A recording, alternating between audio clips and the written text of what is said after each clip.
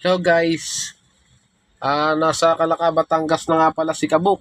Yan, papunta nga pala ako ng Lian, Batangas. Magdadala ako ng 2 kahong ube. Bali, service na ako nito ni ate papuntang Lian. Galing nga pala yung ube natin sa San Pablo, sa may TQ. Yan, dadalhin natin sa Calaca ito.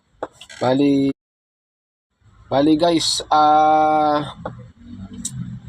madaanan ko pala itong malaking plantang ito. Hindi ko alam kung anong planta to. Lalaki ng tangke, oh. Grabe, lalaki niya, oh. Pero, akin lang, ha. Akin lang. Wala magsabi sa akin. Yung malalaking tangke, parang tingin ko, parang lagayan ng mga gasolina, diesel. Yun. Yan ang laman niya. Sobrang lalaki. Nasa tabi nga pala ng dagat yun, yung plantang yun. Kung makapansin nyo, guys. Yan, bali, apakaluwag ng karsada dito sa Calaca. Wala kang hassle dito sa traffic, guys. Walang hassle-hassle, napakaruwag ng kalsada, oh. Magkaroon man ng traffic dito, siguro sa mga crossing na, bibilang ka na 1, 2, 3, 4, 5, guna ulit. Ganun ng takbuhan dito sa Calaca, napakaluwag ng kalsada.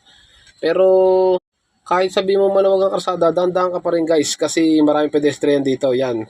Hanggang dito lang po muna tayo. Thank you for watching.